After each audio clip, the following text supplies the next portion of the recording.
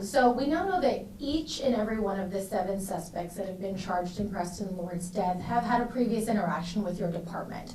Does that show a breakdown in your system at all? Well, first let me start with, we're glad that charges have been brought against these 7 for the death of Preston Lord. Bringing justice to Preston Lord's family, the community, that was a very big step. There's still a long process to go.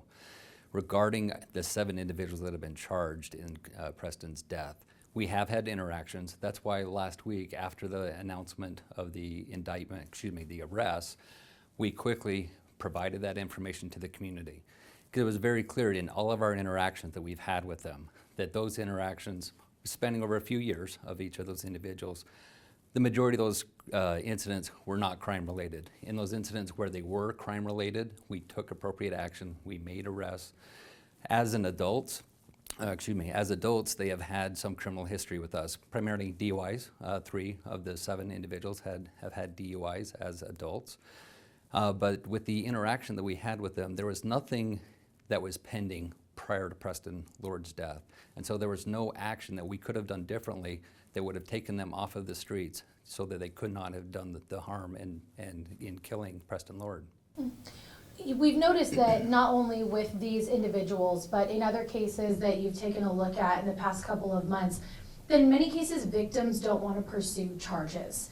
At what point, as a police department, it's your responsibility to ensure this community stays safe. At what point do you guys investigate anyways? So we have to know a crime occurred. So there are some cases where a crime was reported and the victims did not want to pursue charges. And depending on the circumstances, we can still move forward with an investigation. And in fact, one of our open cases is one of those circumstances where the victim did not want to press charges. However, based on the nature of the threats, we continued with that investigation. But in cases where we have no information, we don't even know a crime occurred, that's where the breakdown happened, I think, in these cases, to where prior to Preston Lord being killed, we had investigated all the cases that had been reported to us. After Preston Lord was killed, there was an influx of information provided to us and to the community and online through social media of all these videos and interactions of these individuals. So as we received that information, we started going through those cases. And one thing that we did learn from going through all those cases and making arrests and now sending those over to the courts for prosecution, there was a fear of the community. And whether it's that or other reasons, everyone's unique in how they want to proceed with an investigation. And that was difficult for us that we did not have that information prior. And had we had that information, we could have taken action on those. We have that information now, and we are continuing to follow up on all those investigations. We've closed out most of those with arrest, but we still have a few open investigations with that new information. So we'll continue to focus on justice for our victims and encourage our community to come forward with information on any crimes they may know about. We've tried to take a look at all of these 7 suspects' histories ourselves and what we could obtain through juvenile court records and other records. Take William Owen Hines, for example.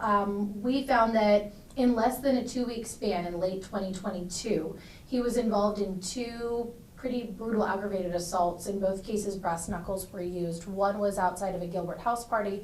The other was at a Gilbert In-N-Out.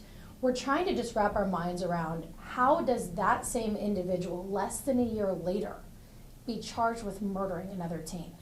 So it's important to, in those 2 incidents that you mentioned with William Owen Hines, those were not reported to the police department until after Preston was killed. So our only arrest with him as an adult prior to Preston being killed was in the summer of last year, where he was driving impaired and hit another vehicle and injured somebody. And so that 3rd case that we mentioned in his history, that aggravated DUI-related case, is from last summer.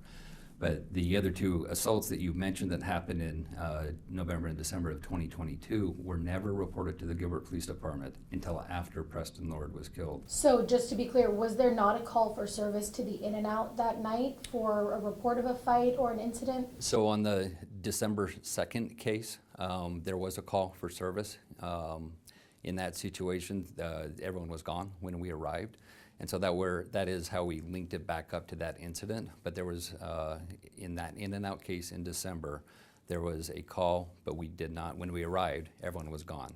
And then later that same evening is when there was a fight at the garage at downtown Gilbert. And in that case, that was one where we made arrests on that one as well.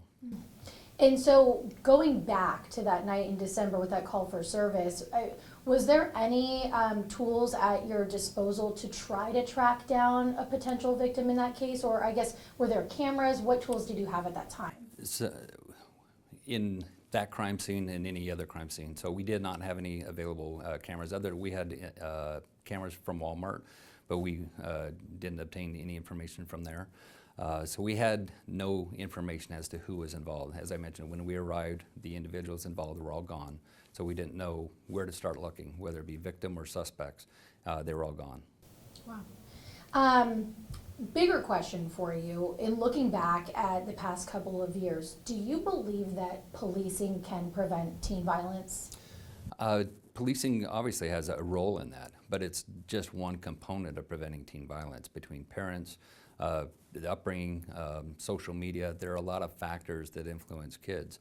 But the police department is an important role in building that trust and that relationship to where the kids feel comfortable coming to us if they have a concern or if a crime has been committed.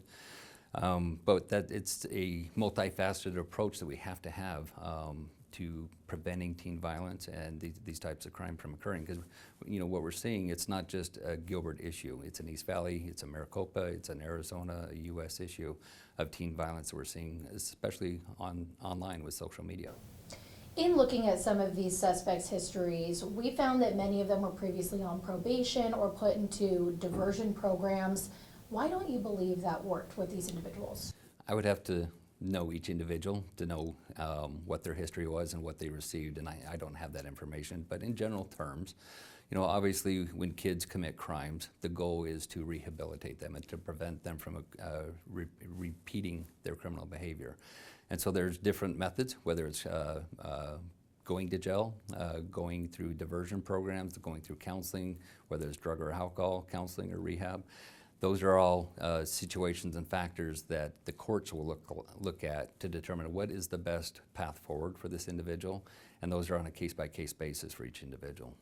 I know you've been asked this before, but I'd be remiss if I didn't ask again. Why didn't your department notice the trend of teen-on-teen violence earlier? So I've mentioned this before. With our teen violence cases, we saw some teen violence cases prior to Preston Lord's death. They were sporadic as far as location and time. After Preston Lord was killed, that's when we had a huge influx of information, but that was after Preston was killed. And that's where a lot of the videos from In and Out came to us. We've 5 cases that were reported to us after Preston Lord was killed. Prior to that, we had 4 over a 2-year time period that were reported to us. And so we were aware of a change in what we saw with teens to where we were starting to see group involvement attacking individuals, but it wasn't very frequent. And so any type of crime trend, and especially with teens, regardless of whether it's an assault, when we see where teens are congregating, we proactively patrol those areas, make sure that we're visible, make sure they know that we're here, and when crime or calls do come in, that we quickly respond and we appropriately handle those investigations. I want to push back just a little bit on that because you said in 2 years there were about 260 calls for reports of teen-on-teen violence. Mm-hmm. That doesn't even include a lot of the incidents that we've talked about over the past few months because that doesn't include incidents where adults were involved. That averages, and I'm not saying it's the same every week, but to about 2.5 calls per week. Does that not raise a red flag? In a population of 287,000 people and roughly 16,000 calls per month, 2 calls per month or per week, I forgot what you said, we want to notice those trends. And I mentioned that we had been responding to teen violence calls, but we in 22 and end of 22 and early 23, that's when we started to notice the difference of the multiple suspects attacking an individual. But teen violence cases and any violence cases, we are a large city, and we do everything we can to make sure the safety of our community is upheld and do thorough investigations. And I know you mentioned that these happen in multiple locations and often involve different individuals, but when you look at the Gilbert In and Out, for example, Your department responded to that location more than 200 times since January of 2020. In around 80 of those calls, teens were involved, and went back through the list yesterday and counted well over a dozen that were very obviously violent in some kind of way. Isn't that a pattern? So over a 2-year time period with those calls in and out, keep in mind that In and Out is a very busy location. It's next to the mall, next to the freeway. It's a high frequency location for adults and teens. We were aware that teens would hang out there, especially after school events, and so that's why we proactively patrolled those areas, especially on the Friday and Saturday evenings when the kids would tend to hang out. When you look at the calls for service, a lot of those calls for service, I highlighted the ones where 8 calls for service over that 4-year time period were for fights happening. And of those 8 times, on 3 occasions, we were able to locate individuals involved in those fights. On a 4th occasion, we took a report, and it wasn't until after Preston was killed that we were able to connect that to one of the cases with the videos that we received. After Preston was killed, we received, as I mentioned, 5 different cases evolving around In and Out. So we were aware of the teens being there, but when you look at those cases, even some of those cases, I highlighted the ones that were involving teens. But some of those were where adults were harassing teens or adults were confrontational with the teens. So I provided you all of the information so you had a full picture of what occurred, but yet the teen violence cases, especially with fights, disturbing cases, subjects disturbing cases, those were mixed in there with as well. And so, but when it comes to fights, there were 8 in a 4-year time period. If you could go back 2 years, what would you do differently? In knowing now that information was available to kids and potentially parents, encouraging them to come forward. You know, it's one of those things, regardless of teen violence, if anyone has any information about a crime, we would hope that they would want to report that. We don't want, whether it be teens or adults, we don't want people to be victimized in our community. And so in hindsight, looking at that, I wish our community would come forward with information on any fights that they have. I understand that there was some fear of retribution, like we talked about, of why they might not have reported that to us. But if that information is not provided to us, we can't hold those people accountable, and we can't prevent future crimes from happening by holding those people accountable. So making sure that the community knows that it's okay to come forward to us, working with our community to ensure they feel comfortable in reporting crimes to us. And that is something that I think the community could have maybe done differently looking back the past 2 years, but we know you've reopened some cases. You wouldn't do anything differently going back 2 years, especially involving those cases that you've since reopened? With the cases that we've reopened, we've reopened 6 investigations. 2 of those were to share videos that we have needed the public's assistance in helping identify individuals. One of those cases was a threats case that I alluded to before, where the victim did not want to press charges, and this was after Preston was killed. But based on the nature of the threats, we reopened that case because we wanted to pursue charges on that case, and that still is an active case. In another investigation where threats were made, we had difficulty in getting the information from the victims in that case so that we could pursue criminal charges, and so that was one that was reopened. And so each case is unique, each one's different as to why it's either inactivated or reactivated. When we, after Preston Lord was killed, we made an effort to look at all of our teen violence cases to make sure that we didn't miss anything, and looking through those cases to see if there's anything more that we could do. And on a couple occasions, we reopened cases. But that process improvement is something we always do, of looking at how can we improve, regardless of what's going on or what the type of crime is. We're always looking for areas for improvement.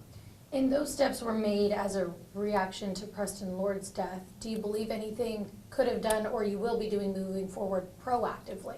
So as I mentioned, we're always looking for ways to improve. And in the cases prior to Preston Lord being killed, we had actively investigated all of those cases and made arrests. We had made 15 arrests in group teen violence cases prior to Preston being killed, and we made 27 arrests since after the death of Preston Lord. So it's important for us. Every case is important. We want justice for all of our victims. That influx of information that we received after Preston led us to making all those arrests, and so we always look for ways to improve. We look for ways to communicate with our community and make sure they feel comfortable in coming forward with any information they have. That leads me right into my next question, which is, Your department has had a lot of success in the past couple of months. You just mentioned over 24 arrests made. What do you attribute that success to? Receiving information. So with our cases, each case is different on the information that's available, whether it's video or whether it's statements or eyewitnesses.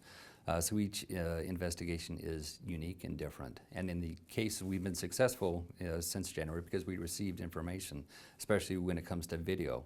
And a lot of attention, obviously, on these cases. So we've had a lot of people assist us with helping us identify individuals involved in those cases. And keep in mind, there's still a couple cases where we're still trying to identify victims. We could make some additional arrests, but we're trying to identify victims. We still have those videos up on our teen violence website. And so if anyone has any information, we would love to make some additional arrests and hold people accountable. Moving forward, I hope it doesn't happen, but if your department gets handed another teen-on-teen violence incident, another group assault case, and there are photos and videos available to you, how quickly do you let the public see that? So we try to exhaust all means internally, but obviously based on the case, each one's differently. But keep in mind, if it's involving juveniles, we try to protect the identity of our juveniles, the victims. And so in cases where we've exhausted our internal means of identifying the individuals involved, then we would go forward to the public in asking for assistance. And when it involves teens, making sure that the parents are aware of that so that we have their buy-in. Mm-hmm. Are there currently any internal affairs investigations taking a look at how some of these cases were handled and putting the microscope on it and seeing what can be done differently moving forward? So as you mentioned, we've got a lot of cases that we've reviewed, and part of our process is reviewing those cases, determining if there's anything else we could have done better, looking for process improvements.